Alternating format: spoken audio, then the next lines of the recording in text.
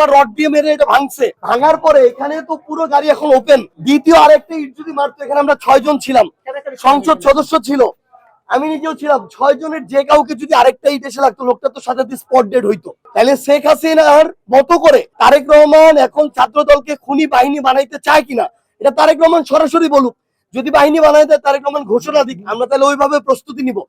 আমরা তো ভাবি নাই যে ছাত্র দলকে তারেক রহমান এভাবে সন্ত্রাসী বাহিনী হিসেবে ব্যবহার করবে। আমাদেরকে ওই প্রোটেকশন নিয়ে চলতে হবে। পুলিশ তো এখানে দাঁড়ায় দাঁড়ায় নাটক দেখছে, আর কিছুই না। সামনে পুলিশের 1-2 গাড়ি থাকে, পিছনে 1-2 গাড়ি থাকে, আবার 50 জন পুলিশ দাঁড়ায় থাকে, সবাই নাটক দেখে।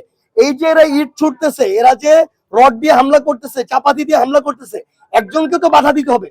কোনো বাধা দেওয়ার কোনো নাম নাই।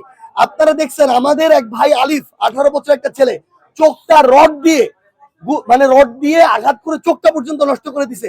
এখন পর্যন্ত একটাকে হবিগঞ্জে গ্রেফতার করা হয় নাই। তাহলে এই পুলিশ হইলো এখন বাংলাদেশের পুলিশ না, এটা হচ্ছে তারেক রহমানের পেটুয়া পুলিশ। এখানেও ওই পুলিশের ওই একই ভূমিকা। তাহলে তারেক রহমান বলুক সে আরেকটা একনায়কতন্ত্র কায়েম করবে, স্বৈরাচার কায়েম করবে, এবং এখানে তার রাজত্ব কায়েম করতে চায় শেখ হাসিনার মতো।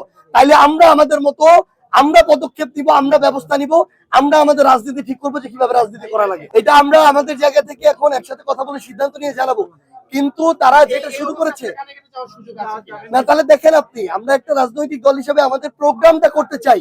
তারেক রহমানের ছাত্র দলের বিএনপি সন্ত্রাসী গুলা প্রোগ্রামটা করতে দিতেছে না। তাহলে আমরা তাদের বিরুদ্ধে কতটুকু কথা বলবো, এটা কি তারা ঠিক করে দিবে? বিরোধী দল কি কথা বলবে তারা ঠিক করবে? তারা আমাদের বিরুদ্ধে কথা বলুক, আমাদের কথা যদি অযৌক্তিক হয় জনগণ আমাদেরকে বয়কট করবে। কিন্তু তারা তা না করে সন্ত্রাসী এবং এই ধরনের স্বৈরাচারী পথ তারা বেছে নিতেছে আমাদেরকে দমন করার জন্য, রক্তাক্ত করার জন্য। ভিডিও আছে, আমরা আপনাদেরকে ভিডিওগুলো দিব। এটা এখন একটা বাড়ি থেকে এটা ভেঙে যাবে, আপনারা দেখলে বুঝতে পারবেন পুরোটা কিভাবে ফেটে ছিন্ন বিচ্ছিন্ন হয়ে গেছে। পিছনে তারা ভেঙে এমন ভাবে ছিন্ন বিচ্ছিন্ন করছে, এরপরে আরেকটা ইট ফার্দার ওই পাশ দিয়ে আসলে যাকে লাগতো সেই মানুষটা মারা যাইতো। এখন মানুষ মারার এই ঠিকাদারি তারেক রহমান নিছে কিনা, এটা তারেক রহমান বলা উচিত। যদি নেয়, ছাত্র দলকে যদি এভাবে সন্ত্রাসী পেটুয়া বাহিনী হিসেবে ব্যবহার করতে চায়, যদি তার দলকে তারেক রহমান কন্ট্রোল না করতে পারে, তাহলে বলুক যে আমি সন্ত্রাসী বাহিনী, সন্ত্রাসী ক্যাডার পালতেছি, ছাত্রদল আমার সন্ত্রাসী ক্যাডার, তারা হামলা করবে, আপনারা আপনাদের মতো রাজনীতি করেন। তাহলে আমরা আমাদের মতো রাজনীতি করব।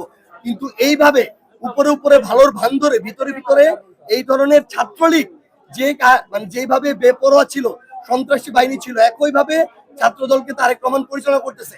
বিএনপির ওই সন্ত্রাসীরা রড চাপাতি দিয়ে আমাদের গাড়িতে মারছে। আমাদের এই যে দেখেন, এরা এখন চোখ চায়।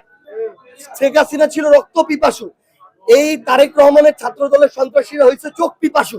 একটার চোখ হবিগঞ্জে তুলে নিছে, আরেকটার চোখ তুলে নেওয়ার জন্য এই যে এখানে চোখ দিয়ে চোখে বাড়ি মারছে।